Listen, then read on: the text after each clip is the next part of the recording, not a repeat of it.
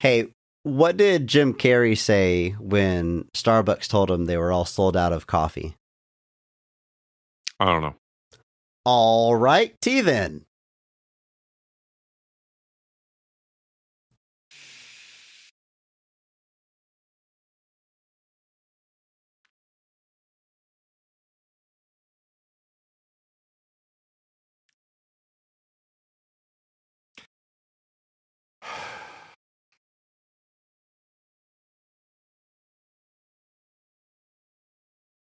I think your mic's cutting out. I can't hear you laughing. I can't. You need to leave that entire chunk of silence in there. You have to leave. You have to create the effect of what that mind-numbing silence was actually like. That's a good one. I'm proud of that one. God, Jesus Christ. Anyway. We were at the dinner table and I dropped that one on the family, and then something came up. Someone said a word like in the show we were watching, and I had another pun for it. I can't remember what it was now. And then I told a friend of the show, my wife, I was like, the Jim Carrey one, like I was thinking about trying a different setup for it, because I think originally I said something like, what's he say if someone denies his offer of coffee, something like that. I had like a weird setup. And she stopped me. She's like, wait, you're making these up? It's like, oh yeah, this is what my brain does all day. I don't know. I do have that moment with Liz sometimes where I will say something and she'll be like, "What's that from?" And I'm like, "My brain?" Like, well, to be fair with you though, Andrew, 80% of what you do say is a reference. So sometimes it is hard to know. It's like I said, I have enough existential crises over whether or not I have an actual personality, or if I have just stacked a bunch of references in a trench coat and called it a personality. I don't want to think about that now. Move on. You know, one thing we haven't said in this this farewell tour we're doing, you know, we're hanging up our hats, we're going into retirement. We're willing to come back for money. If you're out there and you have a podcast network and you want to buy our show, you want to hire us, you want to pay us to do this, I'll dust off the microphone. I just want to make sure that's clear before we do this. You want to make this a job? Yeah, I could be convinced to do a few more runs. Oh yeah, I would do several podcasts for you if you paid me money. If it were my actual job, yes, I would do a hockey podcast for money. And all dozen listeners would really appreciate it. All right, let's jump into the episode we have here. Play that theme song. We're not talking about the best of them. We're just talking about the rest of them. Not the worst parts, but the best parts. The best parts we have, the best of the rest. Hello and welcome to Best of the Rest. My name is Chris Logan, and I am joined, as always, by my co-host, bruv, Andrew Williams. Say something to the listeners, Andrew. And that's how, with a few minor adjustments, you can turn a regular gun into 5 guns. Each week, we take a second look at a movie that was poorly received upon release and challenge ourselves to only talk about the things we like and what the movie does well. It's the farewell tour, and this week, we are talking the 2011 film Attack the Block. Andrew, what's that from? What's that thing you said? What is that from? Is that off the top of your head? Is that from your brain, Andrew? No. No, it's a reference. I know it is. I know it's a reference. It's making the point. Most of what you say is a reference. I know. Andrew, the real question I have for you is, what is your history with this film, Attack the Block? Have you seen it before today? I know you have. You're the reason we're covering it here on the podcast. But when did you first watch this movie? How much have you watched it over the years? What's your history? I with watch this thing? movie all the time. This movie came out in May 2011. We'll talk about that more in a minute. But like, I don't know that I caught it when it first was coming out. It was kind of in that like Edgar Wright adjacent kind of area where he was there was like Edgar Wright's name was kind of attached to this in some ways. But a lot of my friends who were big fans of like Edgar Wright and that style of filmmaking from the UK were like, "Oh man, you got to check out Attack the Block." And I used to have this really cool poster by Tyler Stout that I gifted to one of my friends, and I think I already said this that I need to get another copy of it. Just got my bonus. Maybe I'll go buy it. Who knows? But I watch it all the time. I just recently saw it on the big screen at Alamo. They did some screenings over there for it, and it's just wonderful. I never have any trouble watching this movie. It's an absolute blast. It's John Boyega's like kind of first real foray into film. I think it is his first film. Yeah, I love this movie. It's fantastic. It's fun. It's great. There's my history with this is yes. I have never seen this movie before. Obviously. We're doing it because this is the part of our tour where you just get to pick a movie and make me watch it. The first time I ever heard about this movie is it somehow came up on our podcast. I don't remember if you brought it up out of nowhere or if we talked about one of the people in this movie and that led to you being like, "Hey, have you seen Attack the Block?" I had not. And you were like, "Watch it. Don't read anything about it. Don't watch a trailer. Just watch the movie." That was a few years ago. I never watched it, but here we are. Now I have because we are covering it for this show.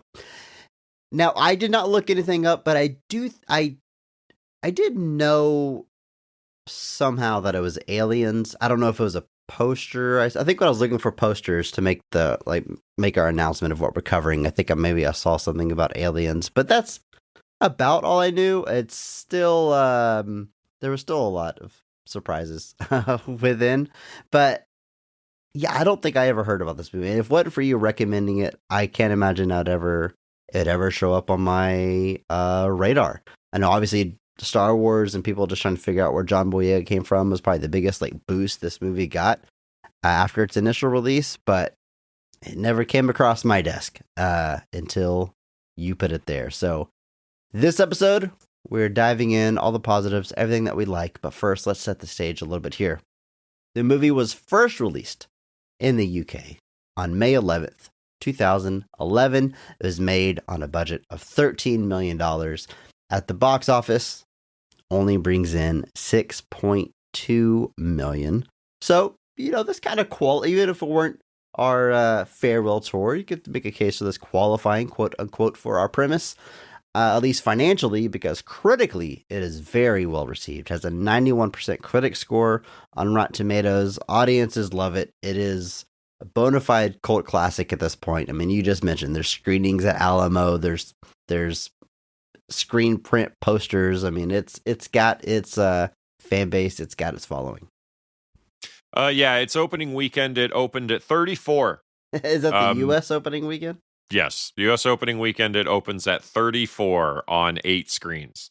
Now, what I will say is that it makes $139,000 that opening weekend on 8 screens, which is a theater average of $17,483, which is higher than any movie in front of it on its per theater average by a significant margin. It is. There are 2 other movies, The Devil's Double and The Guard, the Brendan Gleeson movie, that do similarly high numbers based off of very limited screenings. So there's the places it was showing did pretty big business showing it, but it would appear that from a domestic perspective, it just did not really have any juice. It only hangs around for a while. It does expand a little bit later into August, which gives it a little bit of a resurgence, but it ends its U.S. run with a mere $1,024,000. Now, if you switch that to the United Kingdom, You have a $4 million gross as its opening weekend, where it opens at number 3 with $1.8 million, just behind Fast 5 at $1.87 million, and Thor at number 1 with $2.2 million. It holds over much better in the UK, hangs around in the top 10 for several weeks, ends its UK run with about $4 million. And then the other million comes from a variety of other territories. So decent business in the UK, but still not anywhere near that $13 million budget. And just a lot of competition at the time in the summer, and just wasn't able to overcome a lot of that. But like you said, become a cult classic. There's, like I said, there is a following out there. I think people came to this one a little bit later, maybe, and kind of went back to it after, like you said, John Boyega was in stuff like Star Wars, Joe Cornish, and that Edgar Wright connection became a little bit more known. But we probably could have gotten away with doing this on the show relatively easily. The movie is written and directed by Joe Cornish. This is his directorial debut, and man, it's a hell of a directorial debut. You mentioned his working relationship with Edgar Wright. They are friends and collaborators. He has some screenwriting credits on Adventures of Tintin and Ant-Man, that first Ant-Man movie, because of his collaborations with Edgar Wright. And I was wondering, I really enjoyed this movie. I'm like, what else has this guy done, or does he have anything coming out and you keep an eye on? And he has one other movie that he wrote and directed, and that is The Kid Who Would Be King, which was released in 2019, and I have no recollection of this movie whatsoever.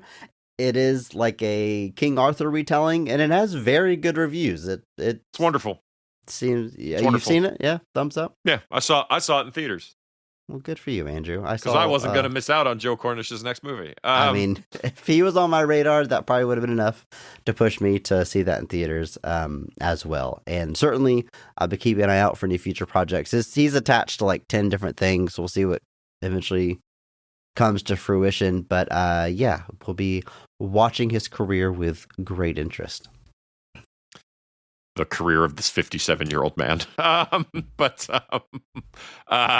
Yeah, it's interesting because Attack the Block, a lot of people, because it got him attention. It was kind of similar to and then obviously he was a writer on Ant-Man when Edgar Wright was going to make Ant-Man, and he was a writer on The Adventures of Tintin, which was the animated Tintin film that was directed by Steven Spielberg, with involvement from Edgar Wright and Stephen Moffat and Peter Jackson as a producer. And I think the idea originally was that Tintin was... So the 1-2 punch of him being a writer on Tintin and then the writer and director of Attack the Block kind of was that thing that was supposed to launch him to the next stage, kind of like Edgar Wright. And then it just never really kind of unfolded that way. One of the things that I've always heard him attached to for a very long time was Snow Crash, which is a very kind of iconic science fiction novel by Neil Stephenson. It's I don't know. It's, if you like the concept of Ready Player One but don't like all the references, you should read Snow Crash. It's a very similar kind of cyberpunk, very iconic cyberpunk, post-cyberpunk novel by Neil Stephenson. One of those things that everyone's kind of like, is there really any juice in adapting this into another medium? But Joe Cornish had the kind of reputation that when they announced he was doing it, people were kind of like, oh, we might as well give it a shot. So it's a very good book. I like it quite a bit. And he's been involved with a show called Lockwood & Co., which was based off the book series by Jonathan Stroud that debuted on Netflix a couple of years ago. He wrote and directed several of the episodes. I think the first and last episodes for sure. Just an interesting career that kind of feels like it's not quite everything that it was supposed to be. But when he does show up, it's usually pretty good. And maybe that's part of it, is that he just doesn't do it unless he knows it's going to be good. I don't know. But Attack the Block is fantastic. The Kid Who Would Be King is definitely it's a I wouldn't necessarily like. It's definitely a feature. It stars kids, so it's not really trying to be a gritty adult King Arthur story, which I think is kind of why it succeeds, because King Arthur could be kind of a difficult thing to adapt in a modern sense, and so I think this actually makes it kind of palatable in a way that some of the other versions struggle with. But yeah, I like Joe Cornish a lot. I wish he did more stuff, but I'm glad for the stuff he's done that we do have. Yeah, that's a good sentence. Yes. Andrew, let's jump into this movie, talk about all the positives, everything that we like about Attack the Block. You ready? Yeah.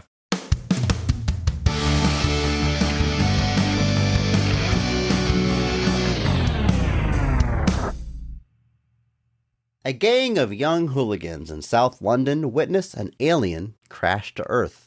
After the creature attacks Moses, the leader of the gang, he decides to hunt it down and kill it. The crew think they could become rich and famous for their discovery, but soon dozens of bigger, deadlier aliens crash to Earth and begin hunting the teenagers down. They seek refuge in the apartment building they live in and join forces with a woman they mugged previously in the night named Sam, who reluctantly uses her nursing skills to tend to one of their broken legs. After getting cornered near the top of the building, Moses decides to make a final stand against the Horde. That's it. That about covers it, right? Aliens crash, teens run for their lives, make a stand against the aliens. It's kind of all we're working with here, right? Yeah. We got like an 89-minute runtime, I think. I mean, this thing is breezy. It is. No fat on this No. cut. This is lean. It is knows what it's doing, doesn't stick around too long. And I love it for that. I think that the knows exactly what it's trying to do and doesn't overstay its welcome. It's a pretty straightforward concept. It sounds kind of heady, but aliens invade, and this group of British teenagers that are kind of hooligans have to deal with it. I think that first alien crashes, within minutes of the movie starting. And likewise, at the end, after the threat is eliminated, you've probably got 5 minutes of movie left, if that. I mean, like, the entire runtime is this alien invasion. I love the pace this thing moves at. We're going to talk about it. We're going to talk about all the scenes in this movie, what we love about it. But first, you know what we got to do. We got to talk about the cast of this film. And we're going to start with the high point, the best casting, best performance of the movie, because every episode, we recognize one person who goes so far above and beyond the Call of Duty that they actually elevate the quality of the entire film with their performance. And we recognize that person by giving them the Mark Strong Award. Andrew, kick us off. Who is getting your Mark Strong Award for Attack the Block? It is John Boyega as Moses. I love this performance. I love this character. When they announced that he was going to be in Star Wars, I was super excited based off of this alone. I think the arc the character has in this movie and the details they managed to pack in is very impressive storytelling. I think you've got this movie's kind of a masterclass in like showing, not telling in a lot of ways. Like, it's got such a short runtime, so all of its narrative choices are so efficient. They're packed in there. You get all this detail on his character without having to like spend time showing, oh, here's a flashback. Here's a 10-minute flashback to him as a kid that shows how he got here. Like the scene where, is it Claire? Is that her character's name? Sam going through his apartment? Sam going through his apartment, where she realizes that this is a kid basically raising himself because he's got nobody to look out for him. Like, it's just done so well. And adds these levels to the character without having to do this like nonsense deep exposition cut. Like, it's very, very well done. But I love this character. I love this performance. John Boyega's got charisma for days. The look they give the character when he's got like the bandana over it, like all of that, the way it all calls back at the end, it's just so good. And it's because of John Boyega that John Boyega is a huge part of why I love this movie, and I have no issue saying that. So for me, I love this whole cast. There's a lot of great people here doing good stuff, but he's obviously given a lot more attention than some of the other characters, and he makes the most of it. And so, without question, for me, it's John Boyega as Moses taking the Mark Strong for Attack the Block. Yeah, I've got to agree 1000%. Johnny Boyega's Moses also getting my Mark Strong award. This is a pretty easy one. I love this whole cast. I think they do a good job giving every member of the gang the distinct personality. I love the supporting cast. We'll talk about all of them. They're great. But this guy, like you see this, you know what? This movie reminded me a lot, for a lot of reasons, of Green Street Hooligans. Right? I mean, it's hooligan kids. Yeah, they the way they talk, the way they speak, yeah. Yes. And I said, whenever we covered that movie, that, like, I had never really... Charlie Hunnam's that guy's name, right? I want to make sure I get that name right. I had never really watched him before, but I knew this was, like, the first thing that kind of put him on the map, and I watched that movie, and I'm like, yeah, you watch this, and you're like, who's that guy? That's a future star. And granted, I'm not seeing this movie until well after Star Wars, or well after I know who John Boyega was, but I can imagine if I saw this in 2011, I would be like, who is this kid? Like, they are just radiating movie star energy. And they do it with relatively little dialogue. He's not a silent character by any means, but when I think of his performance, I think of the look on his face. I think of his scowl. I think of his presence. More than I think of any of the dialogue. And he just, you line up this gang of kids and you're like, yeah, that one's the leader. Like, just look at him. Of course, they're all going to take charge from him. And that scene, I guess, well, I'll save it for scenes, but when Sam goes through his apartment and talks to him on the phone, it is what's revealed about the character. It's great. Well, like I said, I'll save it for scenes, but it just does a lot for the characterization of Moses. But yeah, he leaps off the screen. He's clearly a future star. And you know what? Just like Joe Cornish, I wish there was more John Boyega out there. His career's not hurting or anything, but I feel like there should be more leading roles. Like, the first things I think of is like Star Wars and footage of him on the streets after the murder of George Floyd, and him like being in the streets with the people. Like, those are the first two things I think of. And I know he's like Pacific Rim, right? I think we could use some more John Boyega in our lives. But yeah, easy Mark Strong award. Yeah, I agree completely. The world needs more John Boyega. Give it to me. One thing we haven't mentioned, and we talk about John Boyega blowing up, is Jodie Whittaker plays Sam, who would also go on to be pretty famous, right? After this, she becomes Doctor Who, the 13th Doctor in Doctor Who, a franchise that I have never interacted with, but I know that's a big deal. And I believe, Andrew, is she the first and maybe only female Doctor? The first female Doctor. There is now a second that I don't think we have seen any adventures from yet. So we don't know yet, but yes. So there's technically, it's Doctor Who is confusing. So Jodie Whittaker was the first female Doctor for sure. Outright, they eventually revealed some other characters that are possibly also past versions of the Doctor, whatever. That's very confusing. She's the first mainstream version of the canon Doctor timeline that's female, but the most recent regeneration had the Doctor take the appearance of one of his former companions, played by Billie Piper. I do not believe we have seen any adventures with her character yet, so we're not entirely sure what the deal is there. But regardless, Jodie Whittaker was the first female Doctor Who,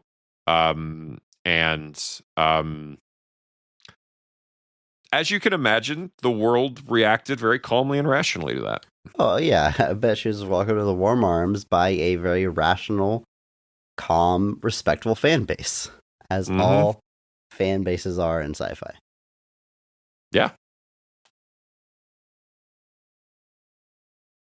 Anyway, she's great here, too. Yeah, I like her in this movie. She's like really good here. And so like, this is something for me, like obviously she's in Attack the Block. She would go on to be in a lot of like UK kind of based movies. Not a lot of what I would say is Hollywood productions. Doesn't really make that crossover. Not in the sense that somebody like John Boyega ends up doing. But I think it is a really great performance. I think she does a really good job playing this character that, ends up having to bond with this gang that essentially mugs her at the beginning of this movie.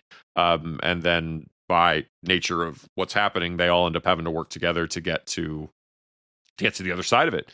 And so the revelations the characters make, the relationships they end up forming, I think all of that is done extremely well. And she is a large part of why I think that is so successful. So, yeah, no issues there at all. It's fantastic. Andrew, let's just round up the rest of the gang. We kind of talk about them all at once here. Alex Esmail as Pest. He is the funny one in the group that gets his leg bit early on. Franz Drama as Dennis, who is definitely the tough guy in the group. Leon Jones as Jerome, who's the smart one, you can tell because he has the thick glasses. And Simon Howard as Biggs, who spends most of the movie inside of a dumpster hiding from an alien. He gets separated from the group early on. But as I said earlier, all these kids get distinct personalities and play off each other extremely well. You buy that they are the classic, well, it's almost a spin on the classic bicycle kids in the neighborhood thing because we're in like an urban downtown setting and they are in a gang. But they still have that energy of like a Sandlot or a Stranger Things or, insert bike movie here, Stranger Things wishes it was Attack the Block. That's all I'm going to say. But great cast of kids. I don't know any of them other than John Boyega, and even like looking online, there's limited credits for most of them, but the only one that I've got and memorable. The only one I really know for sure is Franz Drame, who played he was Firestorm on the CW DC verse of things for a long time. So he did end up jumping over to the state side of things, playing the Jefferson Jackson version of Firestorm. He also does have some bit parts in stuff like The Gentleman, Edge of Tomorrow, the very underrated Doug Liman film with Tom Cruise and Emily Blunt. But he is got a little bit of crossover that he's got. But yeah, otherwise, like Simon Howard, a lot of these guys are great. It looks like they're kind of limited to like the UK production side of things, similar to where Jodie Whittaker was. But like you said, one of the biggest issues you have with a group in a situation like this is having it feel like they're authentically friends, because a lot of movies like this can suffer if that chemistry isn't there.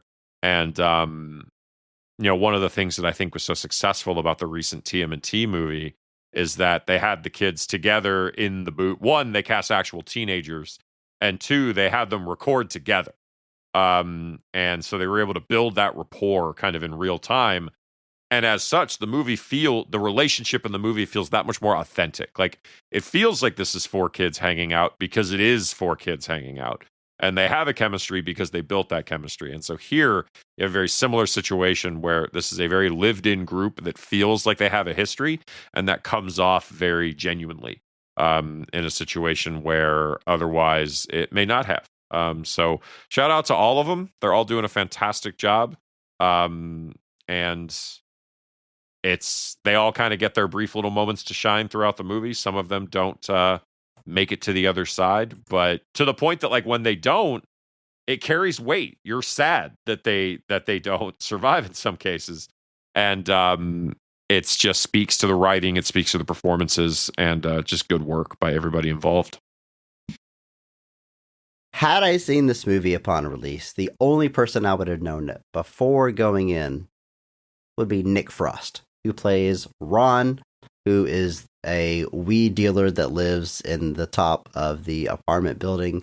And it's Nick Frost as a weed dealer. Even if you haven't seen this movie, you could probably picture exactly what this is gonna be. The burnout nature. I love the long hair, the wig that they give him, and it's a great performance by Nick Frost.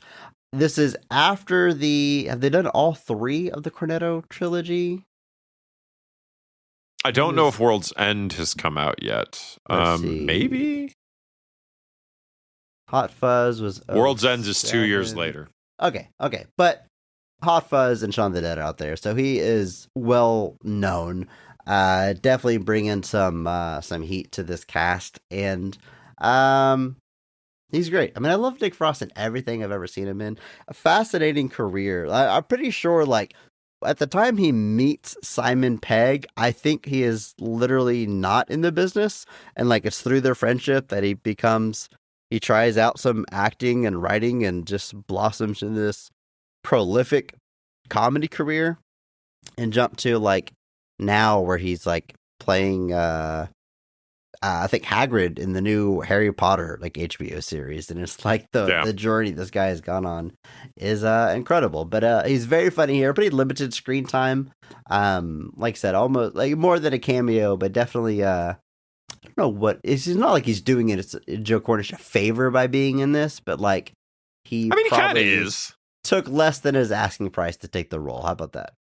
Yeah, I would say. I mean, I wouldn't. It's not a favor in the sense that he's just like showing up for free, but like this is definitely him lending himself to what might be an otherwise minor production. It's a great script. I mean, his character is in the movie in a very limited capacity, but it is very fun. Obviously, Nick Frost is great.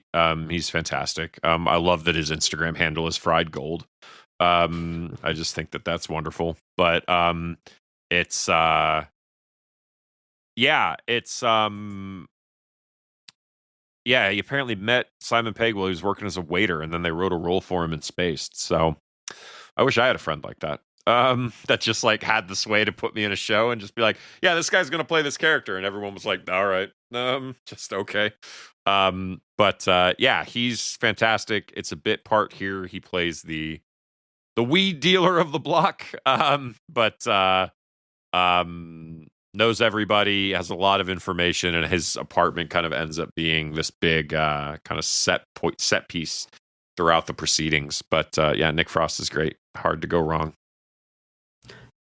Last cast member I want to shout out here before we jump into scenes, we can cover anybody else at that time, is Luke Treadaway, who plays Brewis.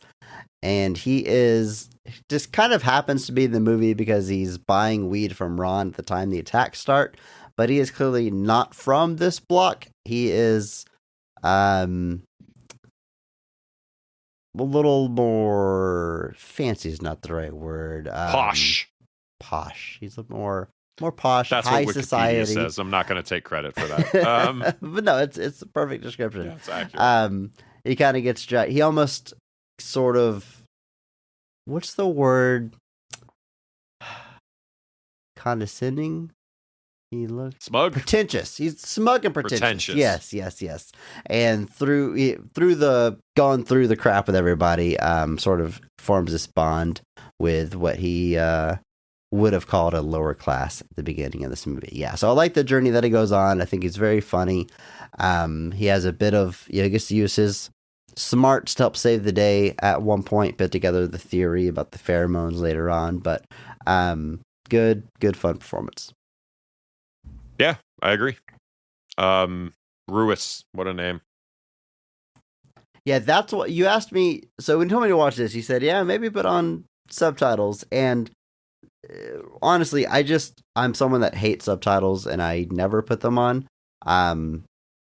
Whatever. I probably certain movies maybe would enjoy more, but I just can't do it. But I did not know what it is. I thought they were saying Bruce at one point. It wasn't until I read it that I knew it was Brewis, which isn't a name I had ever heard of before. But yeah, I agree. What a name. Andrew, the time has come. Let's talk about the scenes of this film, and let's just start with the best scene in the movie, or at least our personal favorite. Andrew, kick us off. When is this movie firing on all cylinders? What's the best scene in Attack the Block? It is the scene where Moses kills all the aliens at the end, blows up the apartment. Yeah, I gotta agree with you again. It's I mean, awesome. it's It's awesome. just There's so a lot of cool, scenes I like, but I look, I liked this movie a lot. I like the visuals, like a lot of choices that are made. But when this scene starts and he jumps out in slow motion with the female aliens strapped to his back and he's jumping over the male aliens, I got chills. Like, I get chills watching that. The music is so rad, and they play almost the entire thing in like this beautiful slow-mo, and the movie earned this shot so much. I mean, the build up to get here to where he finally makes this final stand after they've essentially been on the run the entire time.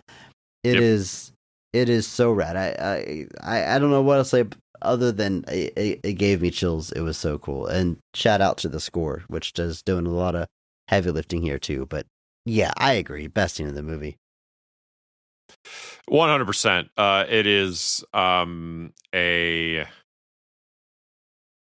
great cap to all of this. It's kind of the culmination of everything. We figured out the kind of, or at least we've put together a logic of sorts, that it is the pheromones off of this dead female alien that they found that these male aliens seem to be attracted to. Also, just like the design of these aliens too. It's so great. minimal, but like it's so effective because they're basically just these like black voids. Like they they're these, critters adjacent type design of like they're just these hairy, like almost like gorilla-esque movement beasts. Yeah. That are super black and hairy, but so black. Like if the question was how much more black could they be, the answer would be none. They dance around saying that in this movie. They're like, look how black it is. I've never seen anything so black. And that Spinal Tap line is definitely what popped into my head. But my note on that though is that's so smart for a low budget movie, because it is a special effect to make it that black, but it's a simple one, and there's not much to this character design. Whereas if you did something with like scales or slimy skin or something that looked like the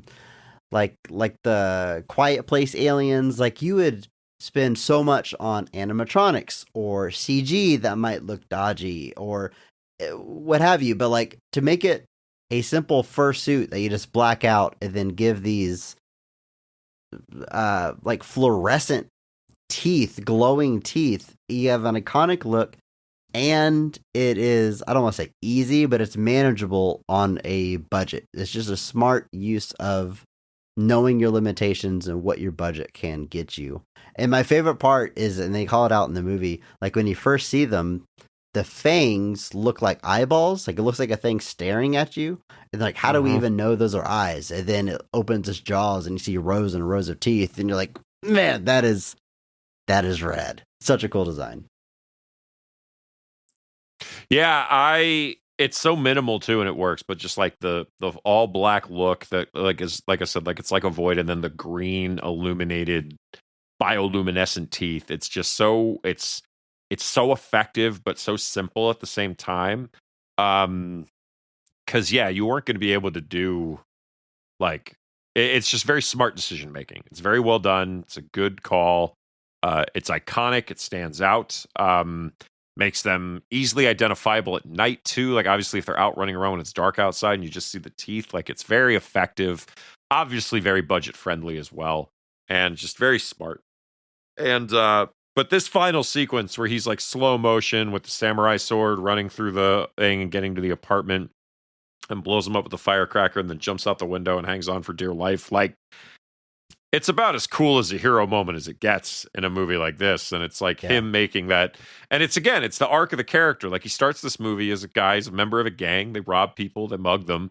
And at the end of this, he's basically like, no, this is my block. And I'm going to protect my home from these things. And obviously the movie ends with him kind of becoming this almost cult-like figure amongst the members of the block. But it's just such a cool way to cap this, and a cool way to cement that character, cement the process, cement the journey. and it's just so good. Like, this movie is just like you said, it's such a tight narrative, and like this movie you could almost argue this movie possibly takes place in real time. Obviously, there is passage of time, but like it almost does, and so like you're essentially watching this character's arc unfold as it happens, and it's just great. And again, a lot of that credit goes to John Boyega for making it believable and making it work. But this is definitely an earned hero moment. There's no moment in this finale where I'm like, all right, yeah, okay, I get it. Like, I'm just like, hell yeah. Like, I was like, yes, yeah. And you can tell that he thinks this is likely a suicide mission. He realizes there's a high probability that he's going to die. He doesn't know for sure if he jumps out the window that he can grab this flag and not plummet to his death, or he can even make it out the window before the explosion gets him. I mean, you can tell by the things he says, by the look on his face, that he is prepared to die if that's what it takes to take these things out. Like you said, he wants to protect his block, and he feels responsible because he is the one that killed the female. That seems to be the reason that the aliens are in their block, and the reason now the police are in their block, which is not good news for any of these kids. It's great, and this is a tough spot to be in because early in this movie, I mean, like the first act, these aren't likable kids. I mean, the first thing you see them do is stalk this woman and then surround her, brandish a knife, and rob her. And it's like, well, that's not cool. They find this alien, they immediately go kill it. I mean, violence is their first response to anything. They're mugging a poor woman, and it's like you're fighting an uphill battle now to make these characters likable, to have any sympathy to them. And the movie does get there in large part with Sam as kind of an audience surrogate as she gets brought into this group unwillingly at first, and then sort of sees what it's like for them to live in this block and to take pride in it, even though it seems to be slums, ghetto, low income, whatever you want to call it, but it's their home, and that's all they have to their name, really. We're gonna rewind a little bit because, like I said, for this finale, they're in the penthouse, and he traps all of the aliens in his apartment and blows it up. To get that set up, Sam first goes out to his apartment, and she is able to sneak by all the aliens because she herself does not have the pheromones on her. Doesn't make you totally safe. They'll still kill you, but it's easier to sneak around. So she sneaks out, and she's on the phone with Moses so he can walk her through and direct her through his apartment.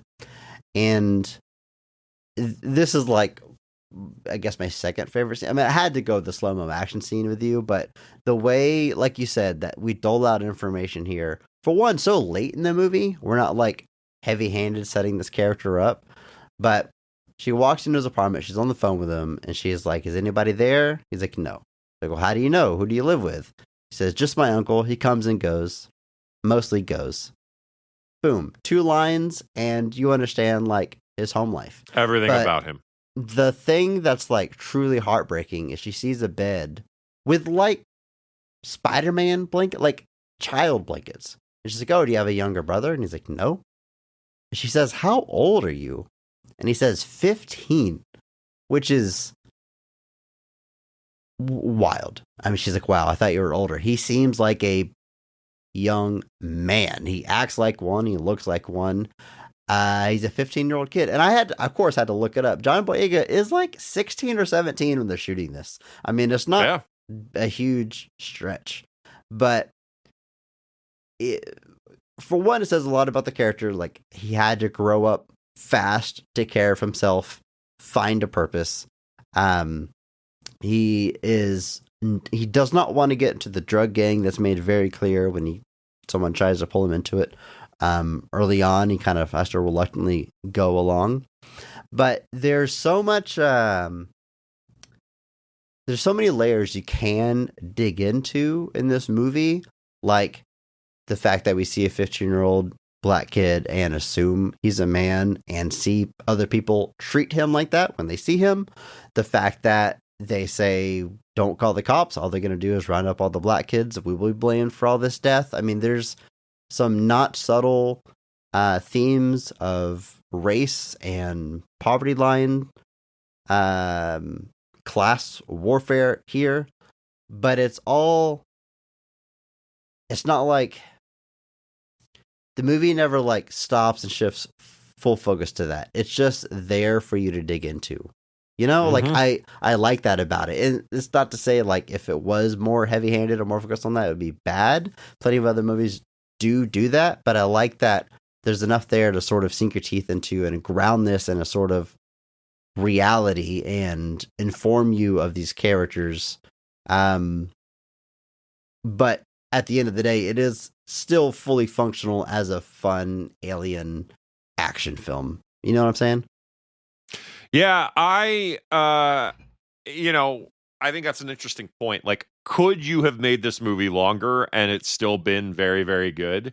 Yes, I will not disagree with that. You could obviously have added more explicit information, less implication, more exploration.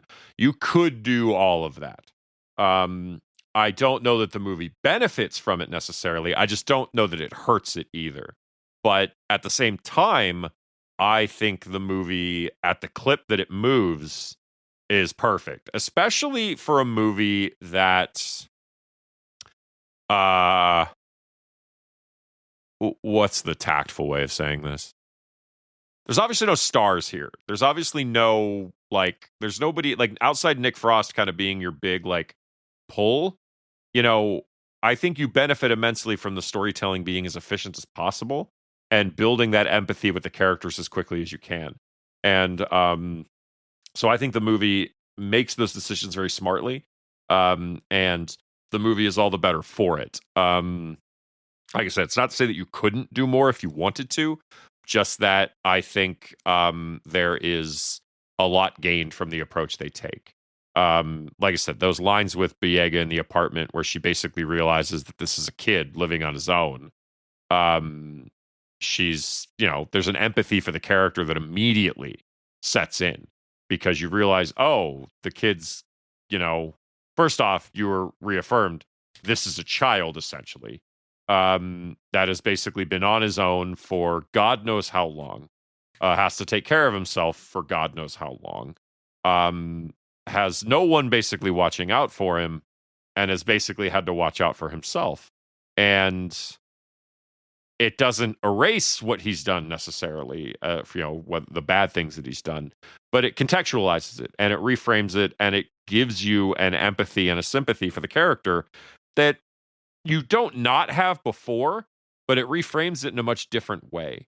And the movie it handles it with a lot of it doesn't punch you in the face with it. Like, it's very even how it handles it. And doesn't absolve him of anything, but just adds those layers. And the fact that it can add layers to almost all of these characters in such an efficient way is just amazing storytelling. And like I said, when you're talking like efficient use of runtime, this movie's one of the best examples, I think, of like taking, especially something that could be considered relatively high concept, like an alien invasion. Like, there's plenty of alien invasion movies that don't really dive into exactly what the deal with the aliens is. There's, Signs, doesn't really go any deeper into what these aliens are outside the fact that they're here, basically. That may not be true. I haven't watched Signs in a long time. I may be lying, but just like the movie here, one character has like a theory. It's like, well, their home planet probably ran out of resources and that's why they're here. But like, that's one person guessing based on the knowledge they have. Just like here, you have someone being like, pheromones, maybe solar, what's he say? Solar winds brought him here. Like, they don't really know. They're here. Just guessing. Yeah. They're guessing no one's coming. But it's guessing. Yeah. This is such a good script. I just to speak to that kind of specifically, like, it's just every page matters and no page is wasted. And like I said, there is no fat on this bone. It is all meat. Meat. And it's just really good. All the characters serve a purpose. Everybody feels unique. Everybody has a purpose. They don't feel like they're kind of even the characters that are there for a minor part still feel like there's an arc. We didn't really mention Jermaine Hunter as Hi-Hats, who's kind of the other sort of villain of the piece. He's he's Ron's boss, who's just very feared. And he doesn't necessarily believe that the aliens are here or the aliens are this, but he ends up coming into conflict with Moses and his gang and Sam as well. But even that character, for the purpose he serves, still gets a lot of development or gets the right amount of development to give you something to root against or root for in the case of them taking him down. And it is even Sammy Williams and Michael Ajo as Probs and Mayhem, the two kids who just keep dreaming of being in Moses's gang. Like, they're such a small part, but even they get in on the events of what's happening in a very small way, and it makes it feel it brings it full circle. Their arc is limited, it's very small, but they are brought in, and it's very funny. They are very funny characters. Yes. And they're then they get to contribute. 8-9 years old. Yeah, they're legitimately children. Like they want to be called Probs and Mayhem, even though they literally have a toy gun at one point in a Super Soaker. Yes, but then they do take down one alien. It's revealed they have gasoline in the Super Soaker. They light it on fire, and they save. What's the name of the one they save? They save Biggs, who's in the dumpster. And once they do, he goes, Probs and Mayhem, right? And they smile and go, yeah. And that's the arc. They got their street names, and they got recognized. They got their proper respects, and it's great. And I love the line before they kill that alien, because they have a plan, right? And Mayhem is about to chicken out, and Prob says, again, 8-year-old kid, no one is ever gonna call you Mayhem if you keep acting like such a pussy. Wonderful stuff. Yeah. And that just speaks to everybody, whether it's everybody in the movie feels like they have a role. And I just, this is just fantastic. And I love there's these giant chase scenes where they're going through the architecture of these blocks, and it's not one building throughout this movie. They're going through several, they kind of pieced it all together and used a lot of different buildings to kind of build all this out. But just seeing them kind of interact with the environment, the ramps, the walkways, the stairwells, everything. It's just it gives it this unique feel that even something like Green Street Hooligans doesn't really have. Where you're not just watching them in the UK, you're actually seeing this kind of very unique structure that the movie is using to great effect to create tension. You've got as they kind of move through these things, the aliens are following them, and you're seeing this. It's just all I could go on about this movie forever, man. Yeah. It is just super so cool good. Color palette. It's shot at night, but it's not just a super dark movie. You got all these greens and reds and these almost comic book-esque splashes, a lot of neons that make, of course, the monsters really pop because they are void of any light except for their glowing teeth. So it's just a super cool look. We've been talking about Green Street Hooligans. It reminds me a lot of another one of Lexi Alexander's movies that we covered, Punisher Warzone. That is something very similar, set at night, but buildings bathed in green or blue or what have you, a splash page of a comic book. Super cool, super distinct look. Again, just doing a lot with a limited budget, which is the smart thing you do. When you have a small budget, you find out what you can do with that budget. You don't try to make your $13 million movie look like a $60 million movie. You don't go beyond it, reach beyond your means. You work within your budget and find what you can do to make it stand out. And this is an excellent example of that. Even though this movie, like you're saying, like there is dialogue, it's somewhat limited. You could watch this with no dialogue and get a pretty good gist of what's happening, just based on the visual storytelling. But that being said, 90% of my notes are just lines from the movie. Yeah, It's really good. I really love when they get the idea to hole up in the penthouse in Ron's weed room, which is like a secure building in Ron's apartment. And Sam asks, "What's Ron's weed room?" And Brewis says, "It's a big room full of weed." And it's Ron's. Oh, thanks. That's all I need to know. Andrew, quick question. Is this a stoner movie?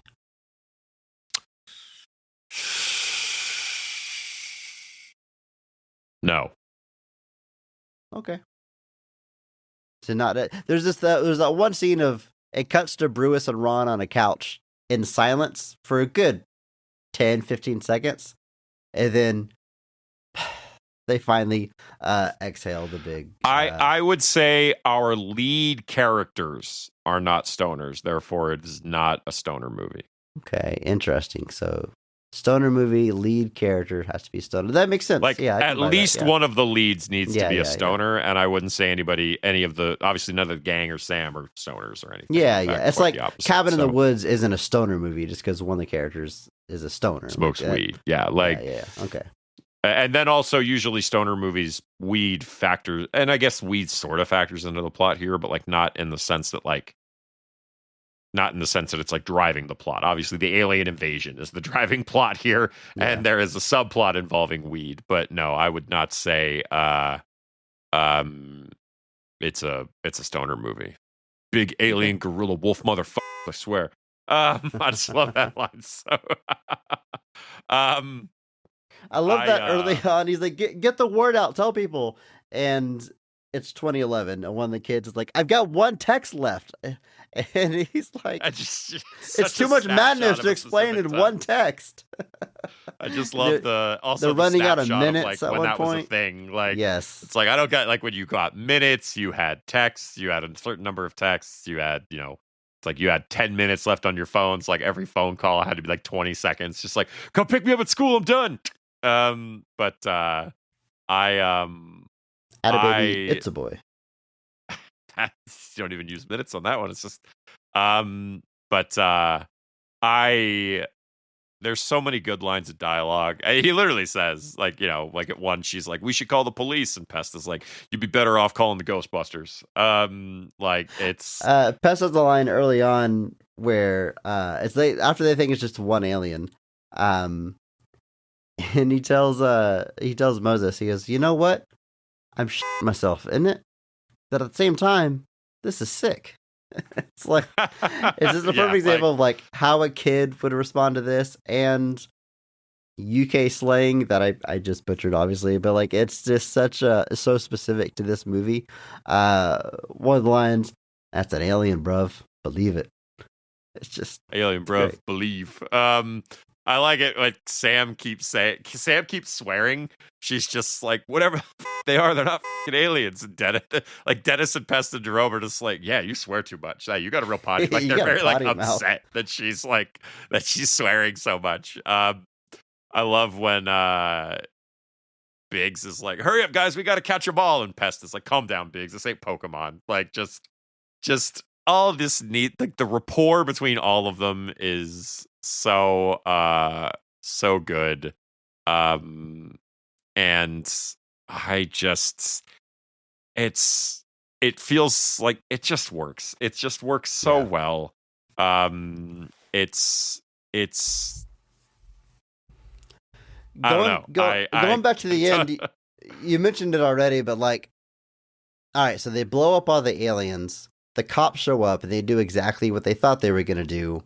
They see dead people. They see something's gone down, and they arrest all the kids. Like, they arrest who they see as hoodlums, even though, like, Sam is there, and they are politely asking her what happened because she's a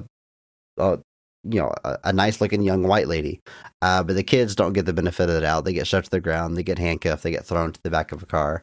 And there's this great scene where they're marching Moses out, and everyone's trying to say he's the one that saved all of us, and it erupts in a chant for Moses. And while he's in the back of the cop car, I think with Pest, they hear them chanting his name, and he's like, "That's for you, bruv."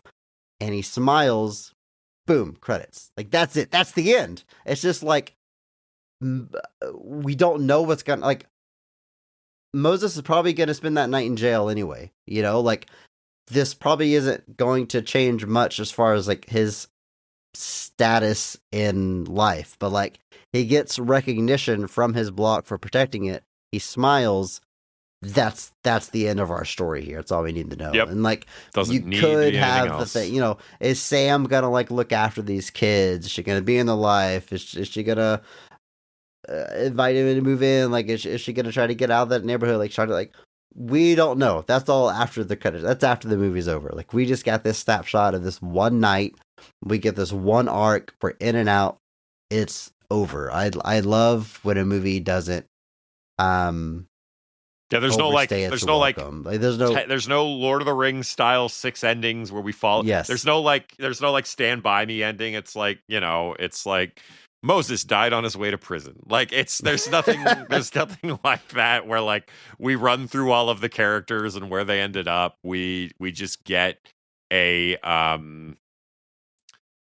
we just get the ending. We get the moment where, like, you know, the guy who was kind of seen as just that kind of, that, you know, the hoodlum, whatever, that kind of ran that gang that was making this place actively work, like, he saved the block. It's that kind of ultimate thing of like, you know, we don't have a lot, but this is what we have, and we're going to protect it. And he protects it. He saves it. And and we just end on that. It doesn't need to be anything else. It's again, you just talk about efficient storytelling. Like, sometimes there's this desire that, like, you can't end on like that kind of a heightened moment, that you need to have like the denouement. And I don't know that that's true. And the denouement, in a way, is just the escort to the, like, the explosion is the climax, and then everything after that is just the ride down. But I think the movie is like, I can't imagine the movie like being able to land like an epilogue almost of like, and here's where all the characters are now. It's like, I don't care where the characters are now. But there's other movies that would do that. You know, there's other movies that would be like, you know, 5 and it's not years to be said that later it, you know, that you can't do that. Not to say that you could. Again, speaking that like the movie, and I would trust Joe Cornish to do that, but at the same time, it's like, well, you didn't need to do it. Like, it's sometimes, you know, the saying less is more is true in all things except money. But it's it's definitely a storytelling thing that needs to be considered. One of the things that I remember hearing about, you know, I don't know if you remember when the comic 52 was coming out. The DC comic that came out every week. The DC comic 52 that came out weekly. And then DC did like weekly comics for like several years after that. It was very annoying. But 52 was this massive thing that was in the aftermath of Infinite Crisis that was supposed to tell the story of what happened. Because after Infinite Crisis, all of the stories jumped forward a year after that. Everything was 1 year later. And so 52 was supposed to be the story of what happened in that year. But the big hook of it is that it was Grant Morrison, Jeff Johns, Mark Waid, and Greg Rucka writing every single issue.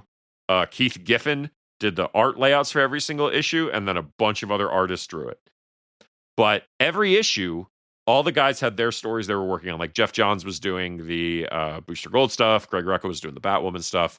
Mark Waid was doing... They all kind of had their piece that they were working on. And Jeff Johns talked about how that was an immensely huge learning experience, because he would come to the editor and be like, I need 8 pages for Booster Gold this month. And the guy would be like, you get 5. And Johns would be like, well, 8's really going to let this do. And the guy's like, you have 5. Like, I don't know what else to tell you. He's like, I can't give you more pages that don't exist. You all get 5 pages this month. Like, and so he had to like reevaluate how he told a story to be like, okay, what are these 8 pages saying? And how can I say that in 5 pages instead?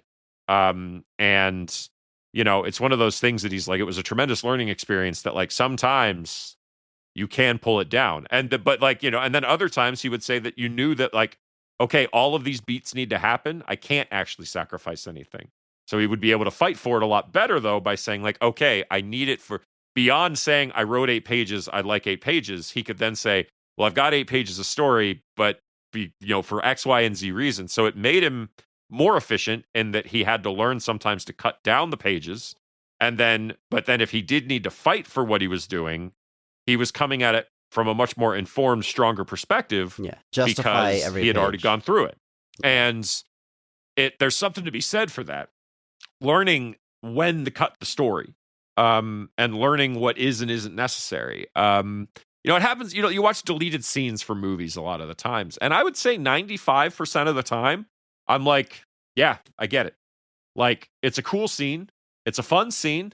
But it kills the pace, or it kills the momentum, or it's retelling information, or something like that, where like it's not serving the greater story, and so it ends up getting cut. And there's plenty of stories of directors that are like, I hated having to cut that, but like it made sense. And there's stories of like Hulk, the guy who made Fantastic Four cut out John Malkovich's character entirely, and he's like, it was a great opening action set piece, but we realized that it was actually kind of, we needed to be more efficient. They got that runtime down, and he's like, it was just not something that needed to be there after it was all said and done.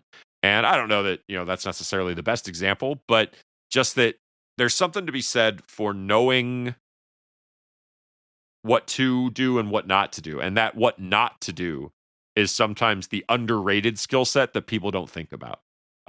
It's knowing when to not do something. It's knowing to not do the epilogue. It's knowing to not do the 10-minute flashback to the characters', childhoods, because we need that. And so that's why I love Joe Cornish's writing so much, is that it lives on that edge of, I am not going to waste any line of dialogue or any action beat, and I'm going to wring the most out of everything that I can.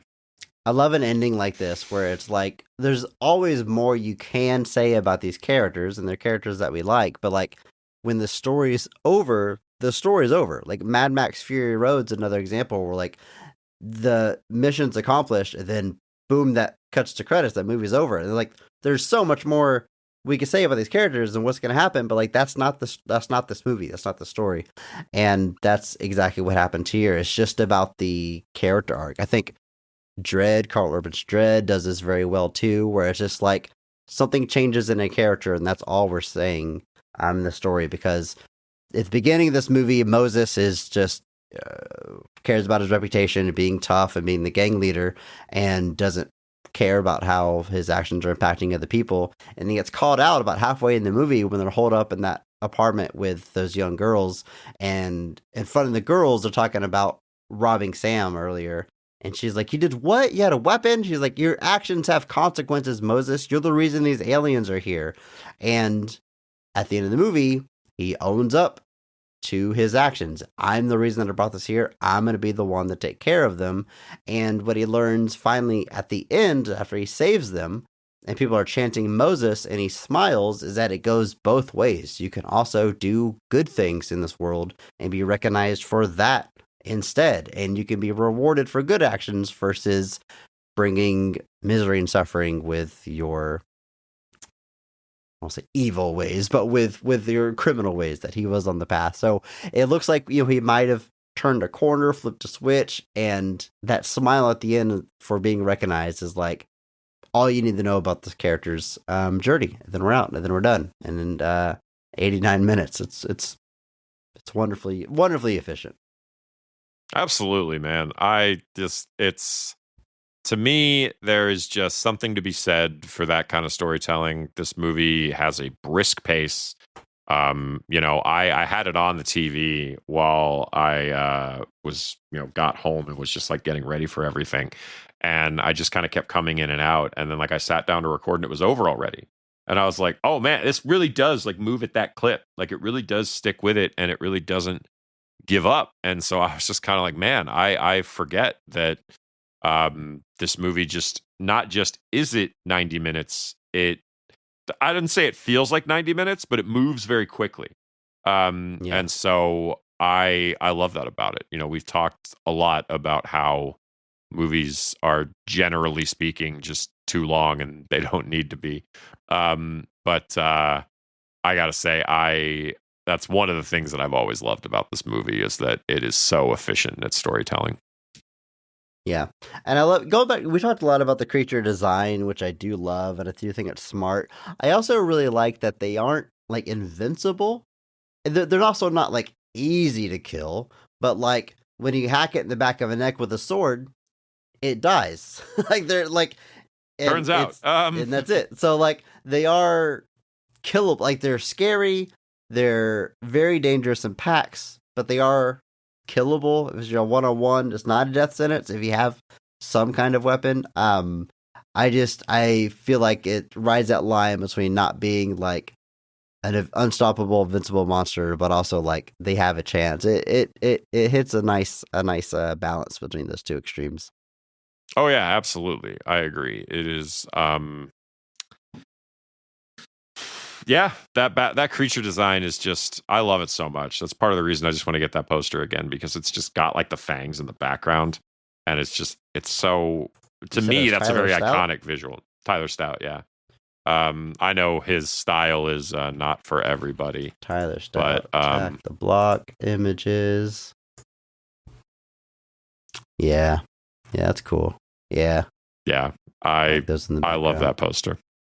Like I said, I had one and I gifted it to my friend because she loves this movie so much. But I've long thought very about cool. It replacing incorporates the UK flag, which is obviously because the movie, and it plays into the story.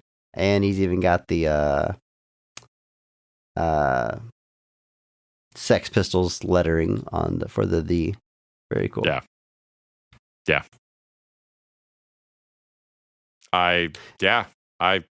There's a variant on eBay for $150 that I keep looking at. There's a regular for $100. Like, they're out there and they're not that hard to get. They are, like, don't get me wrong, I realize $100 for a poster is a lot, but when you bought it with all the tax and the shipping and everything, that's probably what it was. So this is one where the lack of recognition works to your favor to an extent. Andrew, this was a fun time. Thanks. Good. thanks for bringing us to the show. I like, you said you finished, you like told me that you like watched half of it, and then you told me that you finished it, but like you hadn't said anything. And so I was kind of like, oh no. I was like, oh God, like, is he just like, I gotta not say anything because I'm gonna kill our friendship if I don't watch this. But so I was just like, oh man, this is terrible. This is bad. Just saving it for the microphone, like a true professional. And then you were like, this is a good time, and I was like, oh, thank Christ. I was like, oh God, we're fine. We're back, folks. We're all right. But yeah, I love this movie so much, and it is just so well done. It is just an absolute blast. I don't know what else to say, folks. If you haven't watched this, I highly recommend it. If you've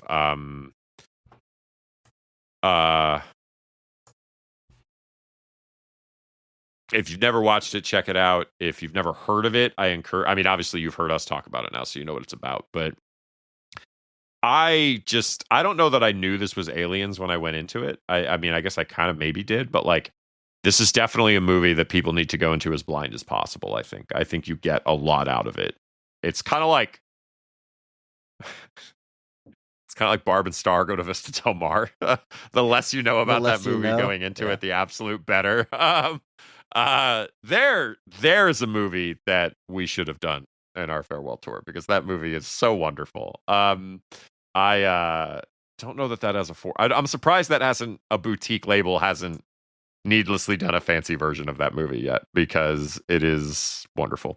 I don't even know if there's a 4K of it. I would buy it in a heartbeat if there was a fancy one, but I don't know. But anyway, this movie, a blast. And you all need to go watch it.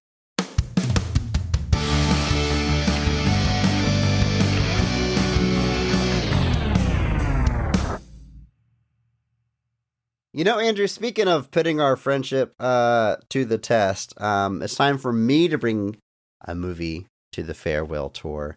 Next, we are going to cover I'm Not There. I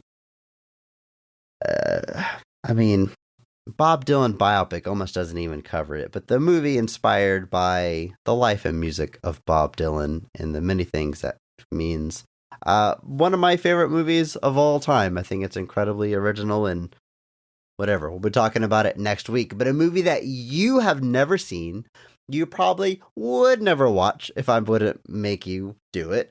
Not because Kind of you're annoyed being you are, filmmaker, honestly. but because you're not really a Bob Dylan guy. Yeah, but I'm gonna make you watch it anyway. I'm honestly curious what you take away from it when you don't. I mean, you know who Bob Dylan is, but like if you're haven't done a deep dive into his music or read up on his life, like if you don't know all the things being referenced, how does it hit? What, I don't know. I'll be picking your brain next week to see how that happens. I hope you enjoy it, but we'll see what you take away from it. Sure. I had considered putting the movie Stay here, and I made the switch because, like I texted you, like, this is the only way I'm going to get you to watch it. I'm not there. Whereas Stay, you might watch that one eventually. Ryan Gosling, Ewan McGregor, Naomi Watts. I mean, there's some juice there. There's a reason to check it out. I do love that movie. I always champion it. Go watch it if you haven't, everybody. But we won't be covering that here. We'll be talking about I'm Not There with a incredibly stacked cast. I haven't watched this one in a minute. I'm excited to dive in. That's coming next. Andrew, there's just 2 left. There's just 2 episodes left of our podcast after this. Has it hit wild, yet? man. Do you feel like it's sunk in? No.